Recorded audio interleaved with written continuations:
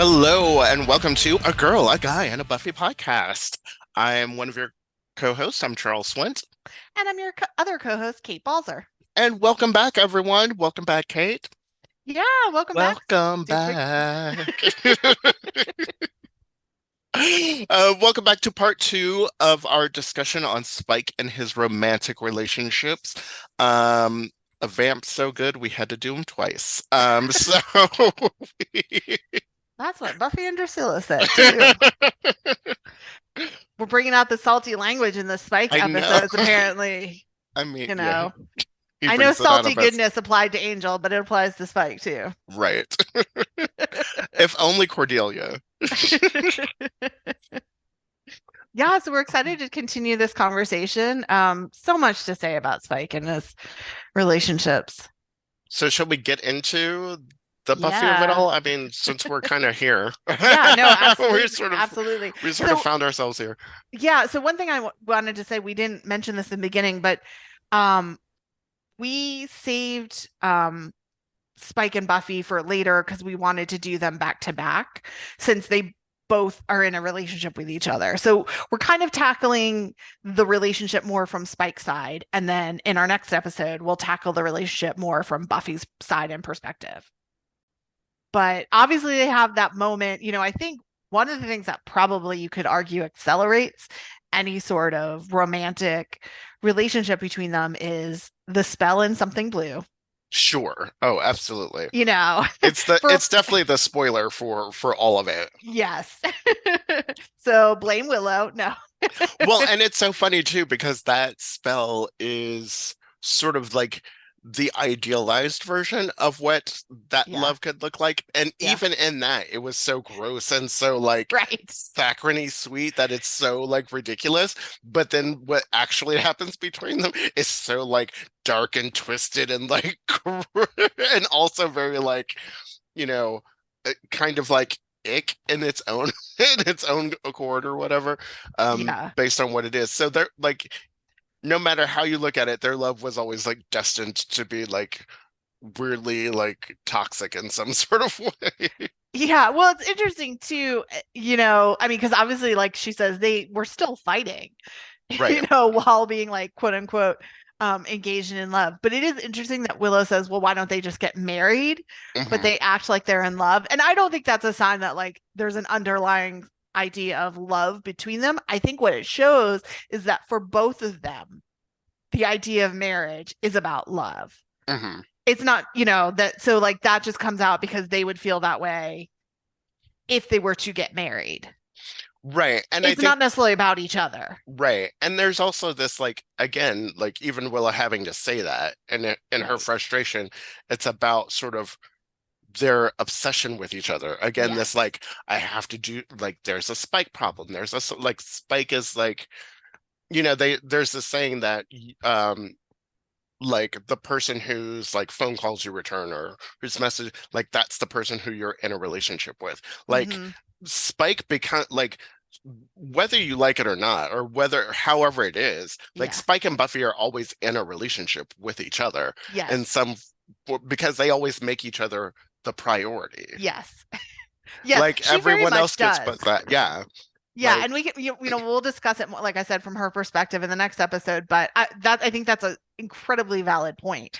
This is, while he realizes it sooner and it's more of an obsession on his side, it is not one-sided ever. Sure, no. I think that's a really great point. Like, and and again, this is probably more like logistics. The writers didn't think about it, but going back to Lover's Walk, she never did the disinvite spell for him. No.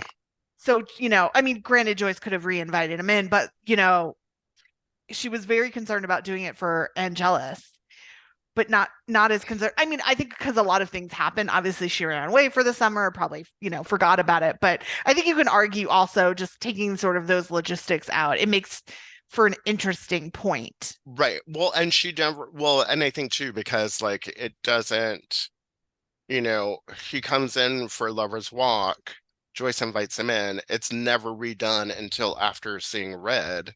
Right.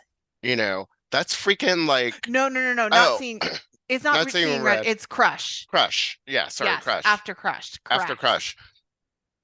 It's so that's like 3 seasons Mm-hmm. of like Mm-hmm. him just being able to come in and out.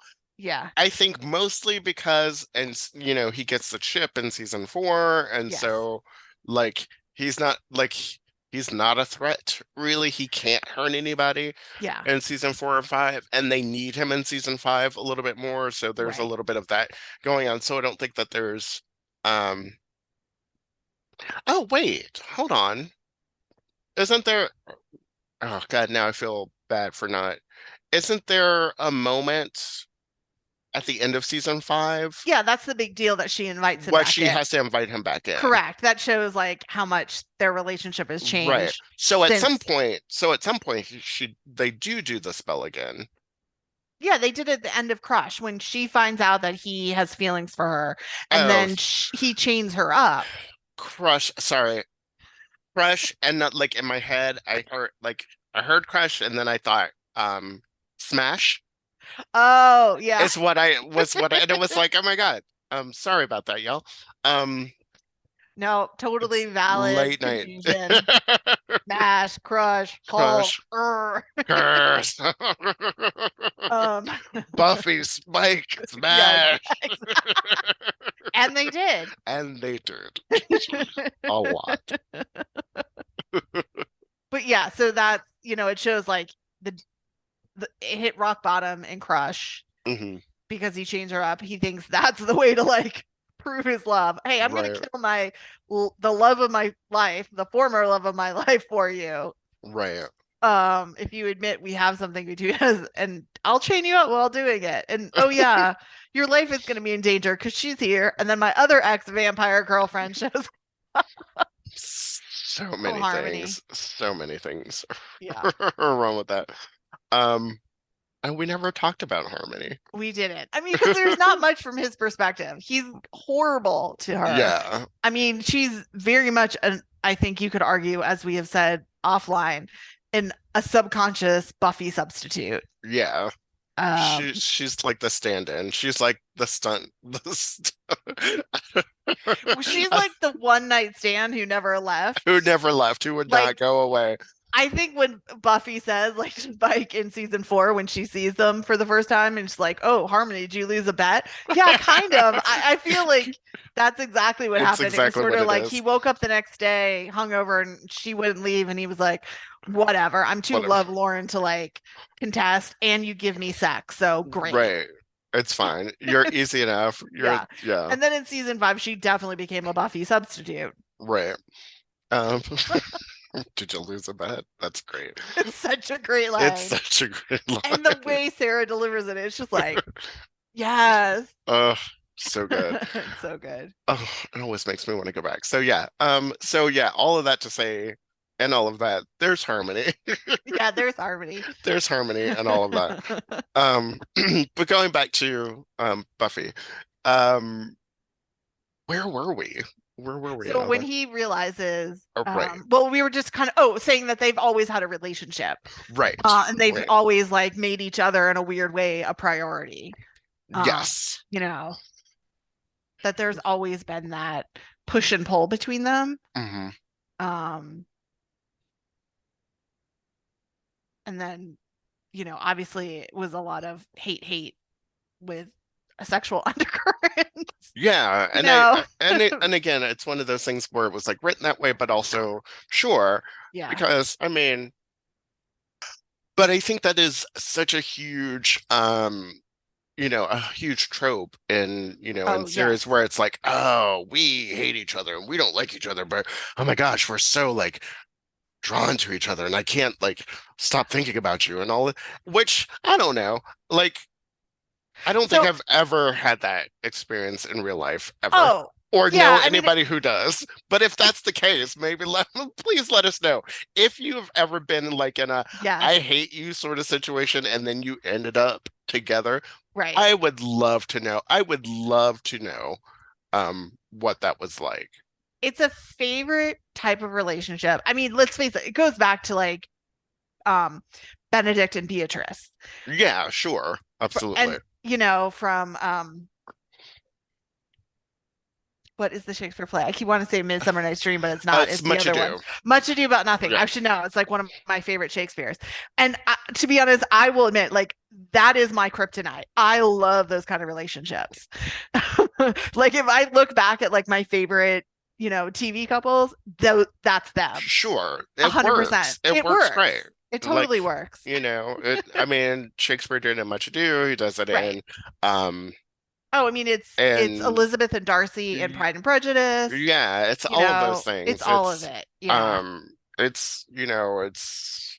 It's everywhere. It's Yeah. everywhere. Like that trope exists for a reason because it works for such great Right. tension Right. in relationships. Well, I think it's also like a fun, interesting way to keep people apart until they get to the point where they like come together Hmm. and realize feelings for each other. And it may develop over time as they like argue, but through that arguing, which I think you could say is true of Buffy and Spike, they get to know each other. Right. I'm not, again, like there are very unhealthy periods of their relationship, but it doesn't mean they don't know each other. Like you can know your enemy very well and Right. still be like, butting heads.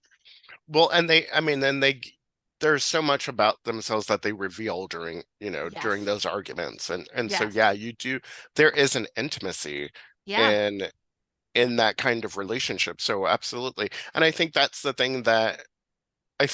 kind of thing that first draws Spike to Buffy. Hmm. And it's not necessarily, and again, he says later on, we'll get into it, but I think he starts to see it, and it's not healthy at first, of course. Right. Um, or maybe truly ever, but I think it gets healthier Yes. as things go along. But I think there's moments where he's like, um I'm so mad at her, and I can't. There's passion behind that. There is Hmm. like a true emotion behind his interactions with her. And even after that point where he's like, I'm gonna kill Drusilla for you, Hmm. and if you don't, then I'm gonna let her loose on you so that she can kill you, because if I can't, like, I can't have you around, Right. if you're not gonna love me. Um, A little bit of if I can't have you, nobody can, right, which is very in line with a obsessive right. stalker, which is Hmm. what Spike is very much during season 5 for sure. Right. Oh yeah, absolutely. Um, Um, but it's interesting what you were saying too. Like then they have moments that build in season 5, which is sort of like when you think about it, you're like it leaves your head spinning because you're supposed to like hate Spike, but then that little sliver of like human love and humanity that lives in him gives you those moments where you're like, oh man. I mean, some people it probably doesn't affect. Maybe it turns them off. But for a lot of people, myself included, it definitely draws you in. And a lot of that is the performance as well. But at the end of Fool for Love, after she has insulted him, um, when he's telling her how he killed the two Slayers, and he's like, that's it, I'm gonna kill her, I'm done with it, and goes and gets the gun, and then shows up on the porch, and she's just found out her mom situation is much more serious than a bunch of headaches, and she's sitting there upset, and he just sits next to her and sits there quietly, like doesn't end up doing anything, puts the gun down. because that's a shotgun, right? Like he's It's a shotgun. Yeah. he's ready, like Yeah. he's ready to do the thing. He is Right. To ready do to it end her. and And take the the pain. Yeah, and to do it in like the most like direct way possible. Yes. Be like, let's just shoot her because she can't come back from Yeah. that. Which no one ever does, Right. because Yeah, why? guns are so rare on Buffy, and that Right. was done intentionally, so that when you do see one, it's like, whoa. This means Um, something Correct. for Absolutely. the person holding it and the person on the receiving end of it. Right. Yeah. But like in some ways, not in a like you can understand how he gets there, when you're going through that episode because he is reliving so much of his um life and his lost loves and his traumas in that episode and telling her about two of the greatest moments in his life as a vampire. Hmm. And so, and he's a very emotional person. And then that's where the demon comes in. It just is so emotional, like selfish driven. that at the end when he's wraps it up and he's about to kiss her in the alley because he feels the passion and he's like, we've always been dancing. And she's like, to quote, like, what the hell are you doing, Spike? Come on, I can feel it, Slayer. You know you want to dance. Buffy, say it's true. Say I do want to. It wouldn't be you, Spike. It would never be you. You're beneath me. And repeats what Cecily says to him. Mm-hmm. Like, you can understand why it sends him into that spiral. I'm not saying he's right, sure, but I get why, like, he gets there and then gets the gun. But it's interesting that her pain stops him. Mm-hmm. Well, because, and I think that's, that's the moment that we have to truly realize that, like, yeah, I do care for this person. I do really, and like, and it's and which is a very real thing when you're mad at someone you care about and you're just like, I am so over this. And then you see the genuine pain and you're like, wait a minute, hold on. Yeah. I can like step out of myself for a minute to really be compassionate and hold space for this person who is clearly in pain and someone who has been in my life for a while. And also it's one of those things too, I think, like, yes, there are toxic people in your life, but that doesn't mean that you don't care for them. Oh, like, you absolutely. can still care for toxic people in your life. Oh, for sure. And so I think that's one of those things too, where he's just like, yeah, I may not like her, but wait, maybe I do, there's always they're always holding space for each other. Yeah. No matter what that looks like. They've made room for each other and each other's lives. Right. Yeah, absolutely. So then you move on to Fool for Love. No, sorry, Crush. Oh my God, all the episodes are like you. They're melding into like a mishmash in my brain. So in season 5, you move on to Crush, where he makes, as we discussed, he does the ultimatum of chaining her up and saying, I'll kill Drusilla if you admit there's something between us. Although it's interesting, he's not even forcing her to like admit that she loves him, just that there's like something there. And to a degree, he's right. There is something there. I mean, I'm not saying that she needs to admit that. It doesn't necessarily mean it's a healthy thing between them, but there is something between them. So it's and then you have, that slow buildup of him both kind of following the demon and the human. Following the demon, he gets upset. He makes the Buffy bot. He's like, fine, if I can't have her, I'm just gonna have this simulation. But it is interesting. He has the Buffy bot made to be her. It's not just I need a sex toy.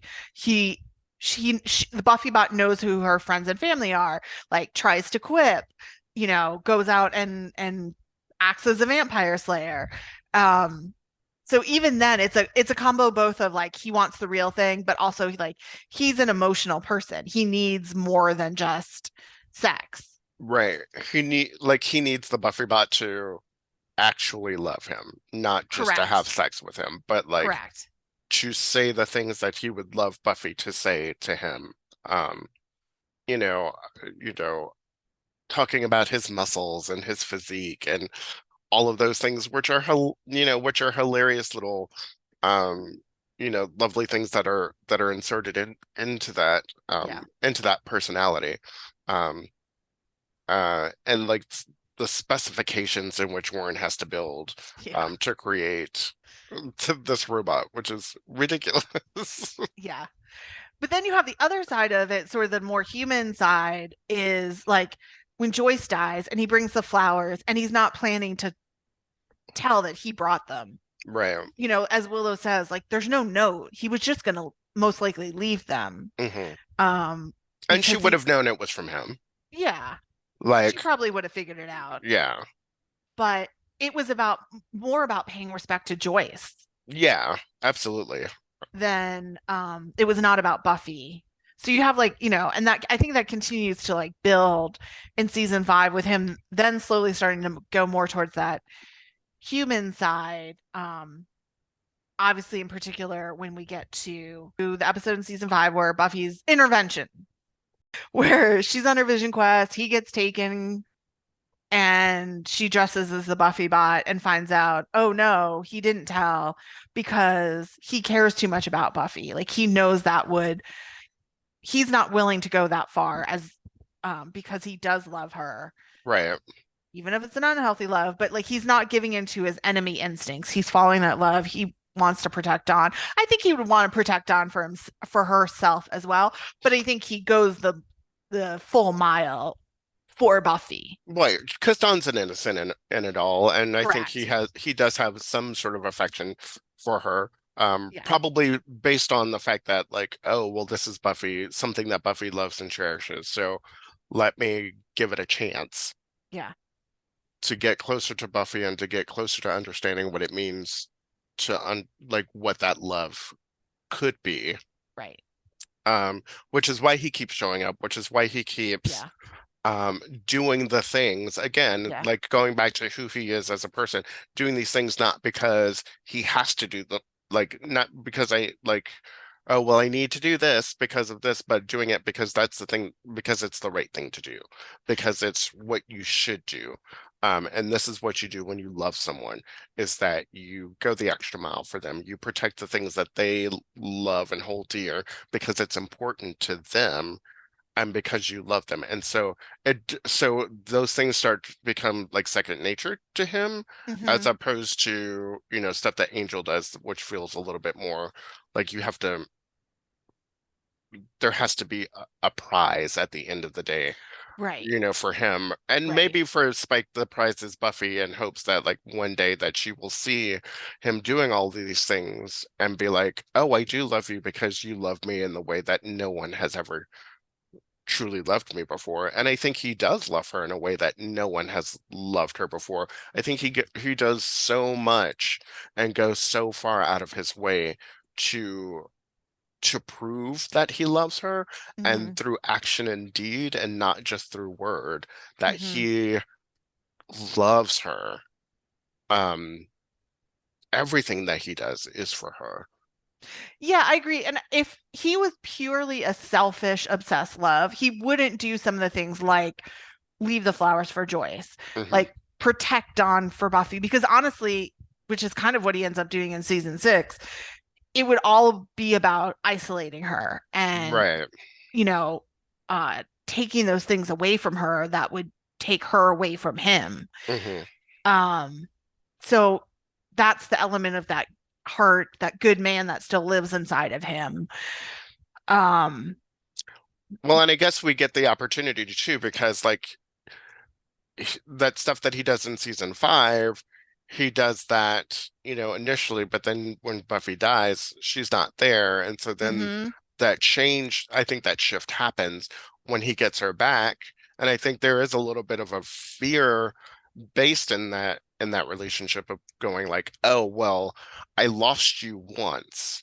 And now that you're back and there's this window of opportunity, and we get this window, I never want to lose you again. And so I think that's when it starts getting a little bit more toxic again, where he starts to do the isolationist stuff, where he starts to like pull her into his world where she's less connected to those people that she loves, so that he doesn't lose her, and he starts getting a little bit more obsessive over those things. yeah, and I think you could also make the argument of how she starts the relationship. Hmm. Like, because when she comes back, they're really kind of, because he can understand so much to some degree of what she's going through, not fully, but she feels comfortable enough to share the truth with him. I mean, I think, you could make an argument that she feels comfortable because she doesn't care about him all that much, but I think it's actually the opposite. Like, he puts no pressure on her the way the Hmm. others do. There's no expectations. Right. He's unbelievably happy to have her back. Like, that's all that matters. So they start off with this almost lovely, quiet kind of friendship, redeveloping. And then when she finds out, because of her trauma and her fear of not having come back correct, to come back fully Buffy, that there's something wrong with her. So now she thinks she's a demon because he can hit her because of the chip. So she assaults him in how she attacks him sexually after their Hmm. fight. I think if she had approached it in a different way, he would have matched her. Like, I don't necessarily think he would have gone for like the um violent, sexual, BDSM-esque. Although I'm not saying that's what they have, because I know people who, are either know of or engaged in BDSM would argue that that is not at all what they engaged in. It was a toxic relationship. Right. But if she had not started it that way, I don't know that he would have. Like, he would have started it in a softer, gentler way. He would have followed her lead if that's how she had started it. Well, and I think, yeah, and I think to the point of it, like it's not necessarily BDSM, but I think that there is definitely a level of I think there's a little bit of a level of dominant submission role play happening in their relationship a little bit, especially when you look at like the things that he does when they're at the bronze and all of that stuff. And so like, and I think a lot of that is sort of part of her not wanting to feel, or not her feeling like Buffy, like who is this new Buffy that has come back? And so she's like tapping into like a darker part of herself. Um, and so I would agree that like, yeah, had she not like, it's that Sam and Diane sort of thing. It's Mm-hmm. that whole thing of like, we're fighting so much that there's no place else to go but the release of passion. Because it's either, and what most like sitcoms and when that trope generally happens, it's like, oh my gosh, they did do it on Cheers actually, where they were like hitting each other. Um, but I for forgot about comedy, that. like where they slap each other and they're like, "Are you as turned on as I am? More," and then they go at it after they hit each other. And that's sort of the same thing that we're getting here. We're getting very Yeah. much a like, we're so there's so much emotion happening here, and you're the only one that I can take these emotions out on. And then violent, violent, violent, and then it goes into sex, which is again, it's so unhealthy. Um, but that's how it manifests in their relationship. And so I had she come at it differently, I mean, yeah, it's hard to say if like what would have happened or how that relationship would have developed any other way. But I don't think that there's another way for Buffy into that without that, because I think she's feeling so much anger and she's got so much going on that it's coming out sideways. And it's again, it's not, I don't think she's going to be like, well, Spike, I really need to talk to you about how I feel and let's have this relationship. I think there's so much fear and so much confusion going on that they're like, that the fight between her and Spike is the only thing that actually feels normal. And it's the only thing that does make sense is to fight Spike. And so why not do that? And then it sort of just comes out sideways. Yeah, I would agree. And what I was saying more is, like, you're right. There are elements of dominance and submission, but it's that they're not doing it in a healthy way. It Yeah, it just comes out in the toxicity of the relationship, but it's not like it's not done in the proper way, with like the right. It's proper, definitely not like consent based where it's like, correct, with the you're having, conversations and safe right. words and all that element to it.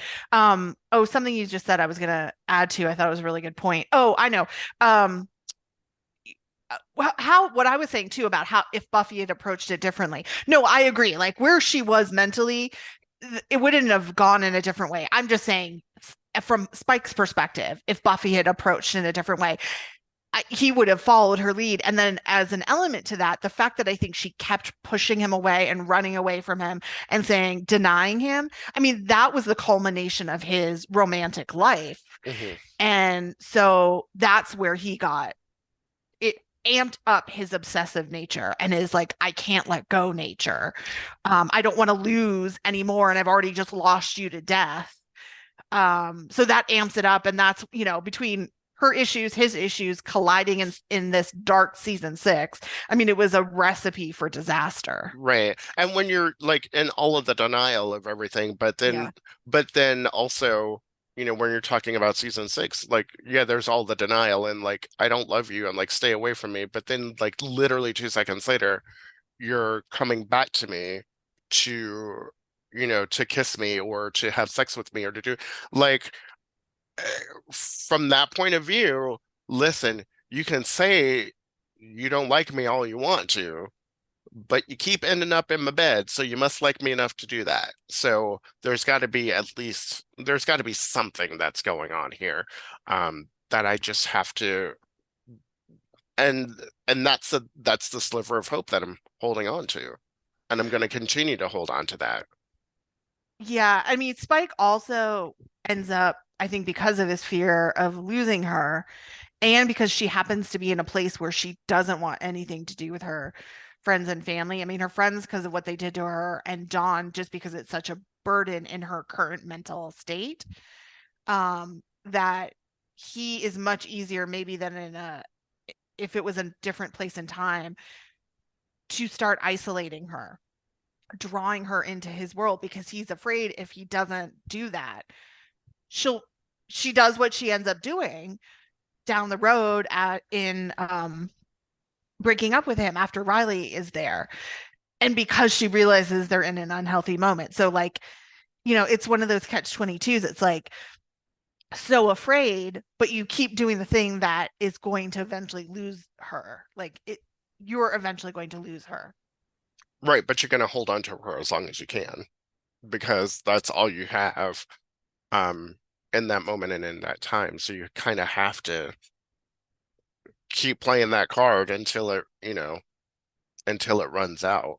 Right. That's all he knows. Yeah. That's the other thing too, based on his past romantic relationships, being a demon, being, indoctrinated into the vampire lifestyle by Angelus, and then Drusilla, that is what he knows. That is love to him and how you express it. Well, and that the idea of, that nothing is permanent, that nothing is yours, Yeah. like, Yeah. and he's trying, like, and all he's ever done is try to hold on to Yeah. things to like make them his, Right. because they just haven't been. Yeah. Um, And so obviously, it all culminates in his attempted assault on her, sexual assault on her, which we have discussed in a past episode if in our season 1.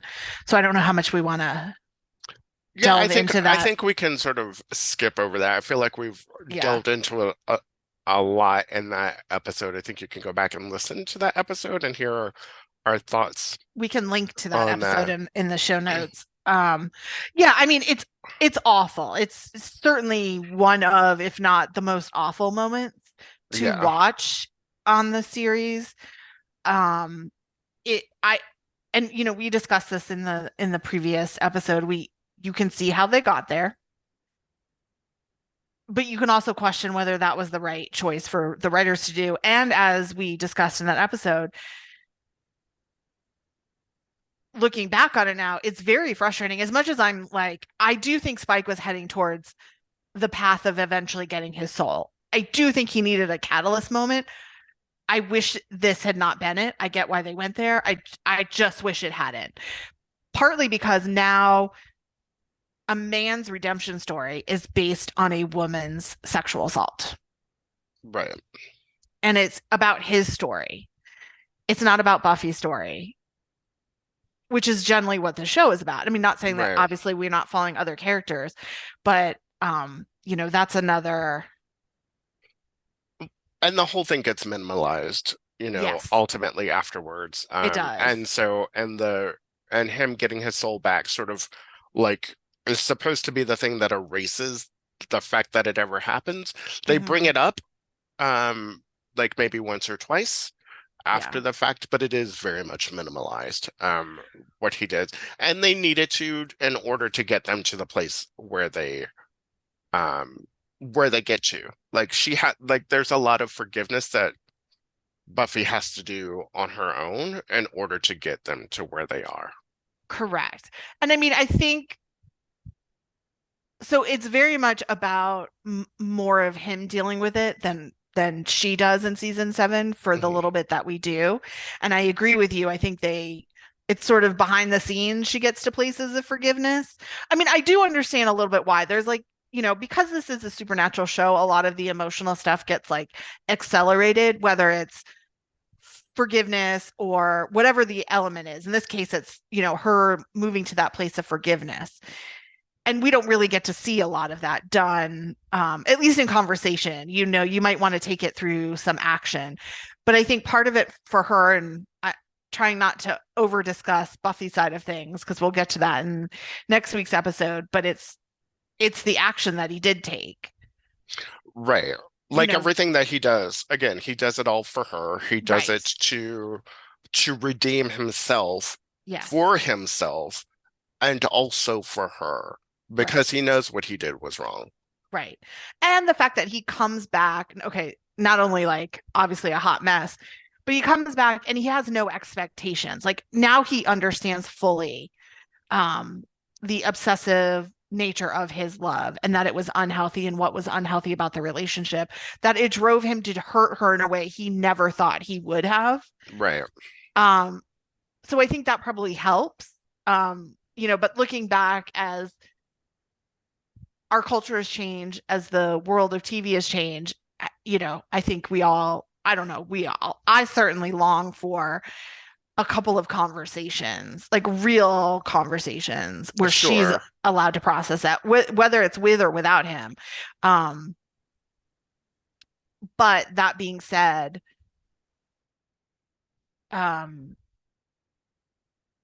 think he gets to that place of being more fully realized and actualized by the time he sacrifices himself.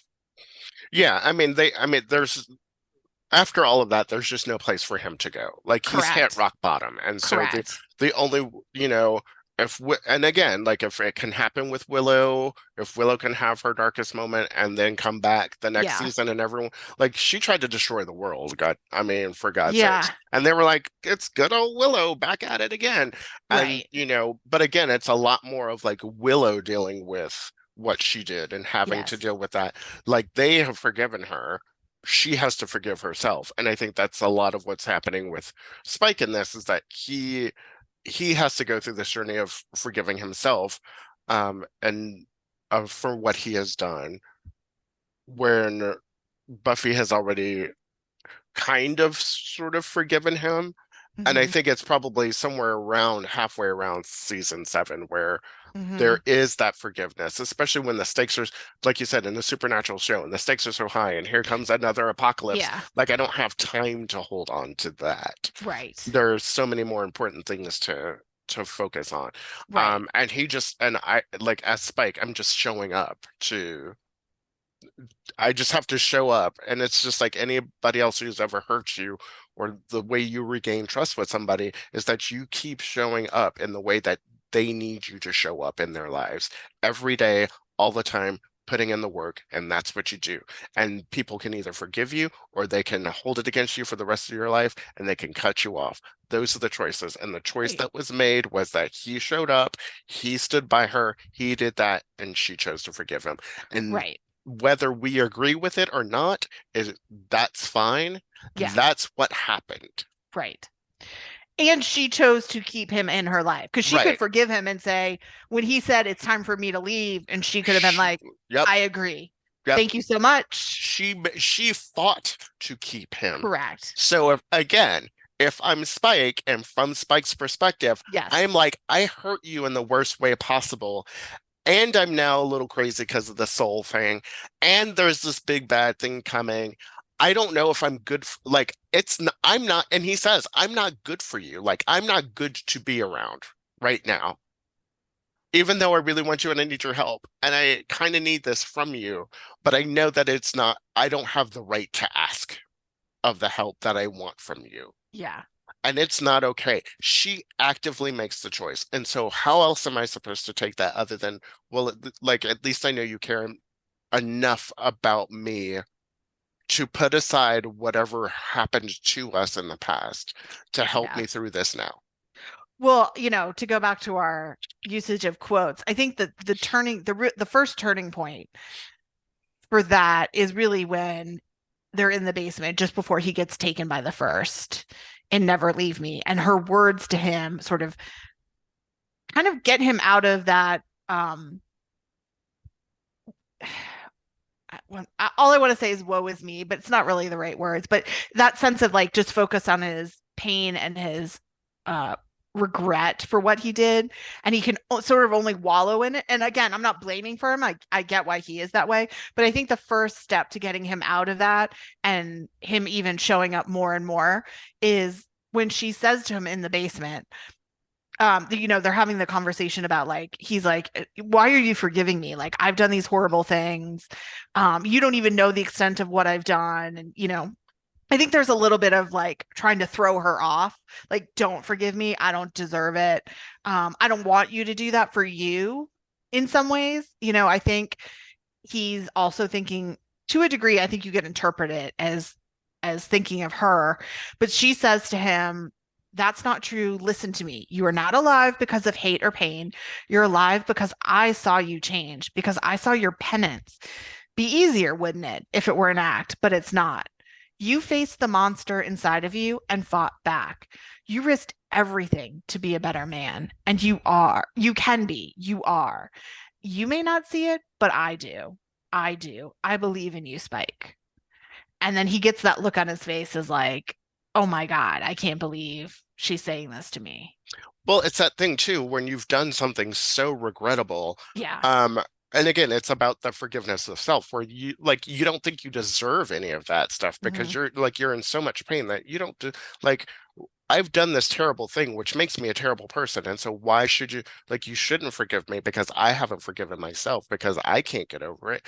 So yeah, when someone says that, it's like, oh, you sort of internalize all of those like negative feelings and then you project them onto everyone else because you think, well, if I feel this way about myself, then surely everyone else does. So when you start to see yourself through the eyes of someone else, then it does allow you to sort of, that is a great first step of like, self-forgiveness is that, oh, I don't have to hold on this forever because someone else doesn't see me this way. Yeah.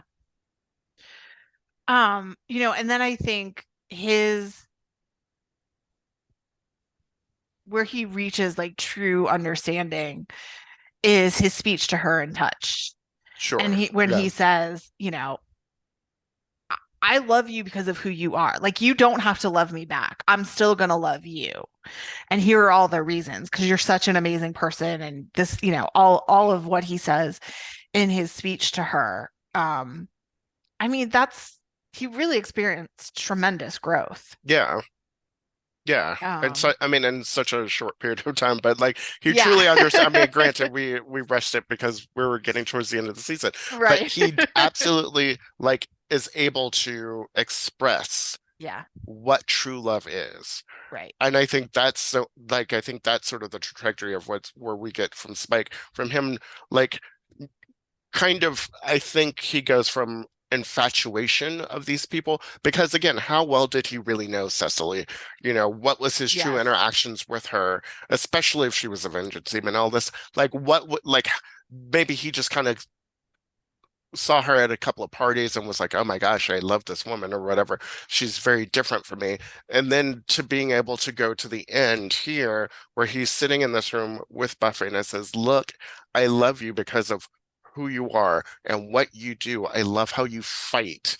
I love how you Mhm. don't give up. Like this is like it's not about me. Right. And I I've don't seen the love you worst of you, yeah. and I And still love you. yeah, and it's not about me. I love you not because I love you. I love you because of who you are. Hmm. And they're like, and that to me sort of is like the encapsulation of what love is. Like loving somebody because of this person. You showed up as you are, you're good, you're bad, and everything, and it doesn't matter, and I still love you anyway. Yeah. And really being able to grab hold of that from the first time we see him in love with someone and all those relationships in between. I think Spike is probably the one person who truly understands what love is. Yeah.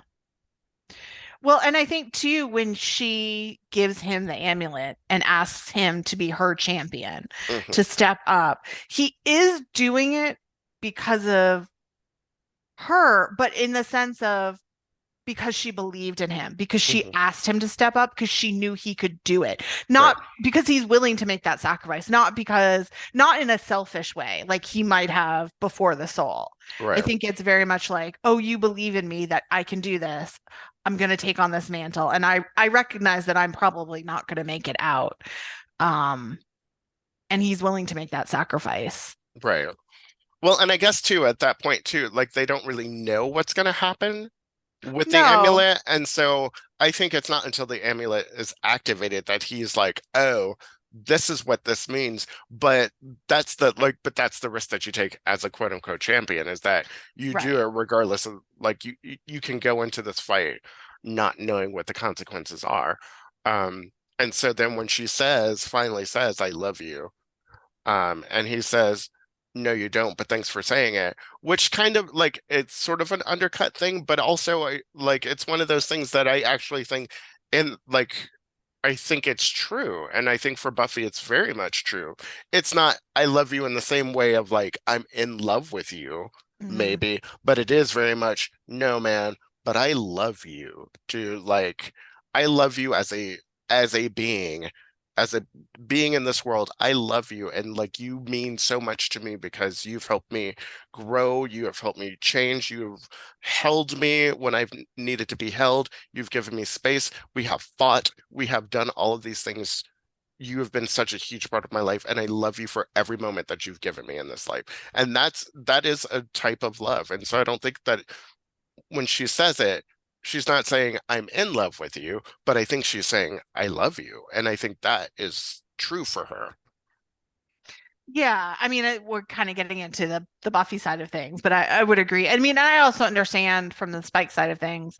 I do think it's interesting that neither of them, Joss Whedon comments on the Chosen commentary, that they just kind of had to do it because neither actor really was getting what they wanted out of it, and he was like, "It's great," and they're like, "Okay, we'll just move on," because that he was saying like both of them feel the way they feel and yet the other doesn't believe it.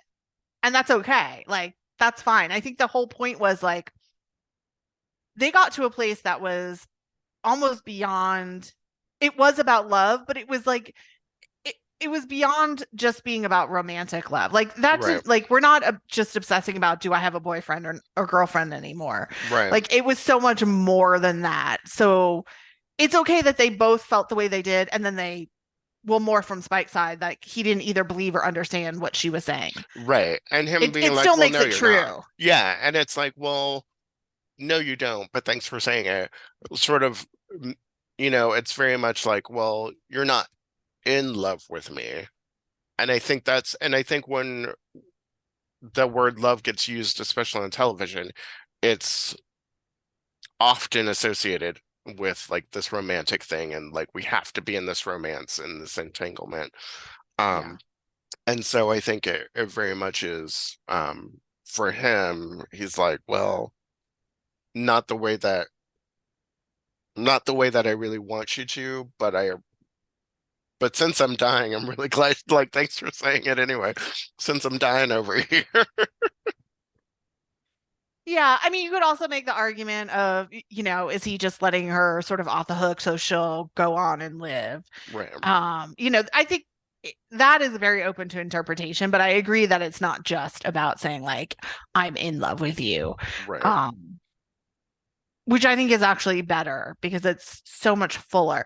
The sort of the, I don't know if it's cliche or not, but like one thing that always lives like or resonates in me, particularly when I think about that moment, is you'll see it pop up like every so often on social media, maybe more on Facebook than anything else. But there's what like is it 7 or 9 types of love within like the Greek culture. So it's like family love, romantic love, sexual love, love of your community. And to me, that's like what that whole moment is about. It's more than there is an element, I think, of romantic love because there can't not be when you've been like what they've been through and they've had a sexual relationship, but it pulls in all those other elements and it may even be stronger than just the romantic element, which is so much what our pop culture obsesses over. So which is Right. why I like love that moment even more. Right. because she can end in a moment of love with him and yet still end the series standing strong for herself and not being in about any sort of romantic relationship. Right. And it leaves it, I mean, it's one of those things that where it's just a line to like give that ambiguity, and to keep it Yeah. sort of a little bit open, so that everyone can talk about it 25 years later, 30 years later, and be like, were they in love? Oh my I God, she know. loves him. No, she I know. didn't. Which is Exactly. where we are now. Who's better, Angel or Spike? Right. And we You're continue to asking the have wrong question, I think. But so to bring it back to our original question, is Spike doomed to be Love's bitch? Yes. Yes. Actually, It's I don't think so. Even though I have a lot of problems with how Spike is written on Angel, and I don't think the people who were writing him knew who he was or where he ended up in true. season 7. I mean, that being said, I get that, him being thrown into a whole new situation and being antagonistic with an Angel would change things, but I also feel like a lot of his growth was lost because they just didn't know about it because they weren't writing for Buffy. That he does actually have a lot of growth in Angel because even though it's yes. poorly done, the fact that he doesn't go to Buffy actually makes a lot of sense because he needs to grow as a person by himself as much as, or not inside of a romantic relationship as much as Buffy does. Yeah, and I mean, true. I would agree with that. Yeah. So I think to me, like being Love's bitch is being like controlled by it, obsessed by love of relationships, not like being who you are as a holistic person and then being in a healthy relationship. Like I think he's finally getting there.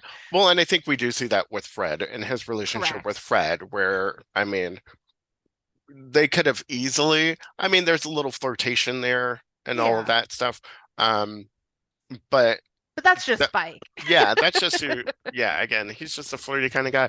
But Yeah. I think like, but they don't go there with that. I think it would have been way too complicated. But Oh, I'm so glad they did. but yes. So is he doomed? Probably not. I mean, I don't think any of us are doomed for any one thing or the other.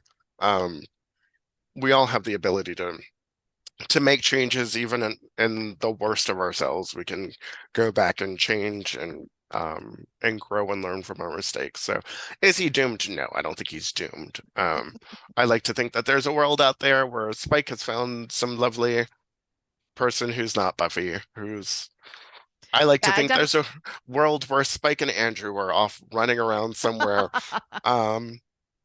It yes, took him a while to get there, but I definitely hope he's dated a few other women and had some healthy relationships and, also just dated. Like, don't always have to be in a relationship. right, you could Have just go on a fun. date. Go grab So, some drinks. Go, play some pool with somebody. well, so thank you all so much for joining us this Yeah. week. We really enjoyed the conversation. Don't forget to like and subscribe and to follow us on social media. And you can find us at a Buffy podcast on Instagram and Facebook. And you can email us at abuffypodcast@gmail.com. Yeah, so thanks so much. And if you, like this, please review, share with everyone you've ever met. You sharing and spreading the word helps us so much. We really appreciate it. And thanks so much for tuning in. All right, and we'll see you next time. Bye. Bye.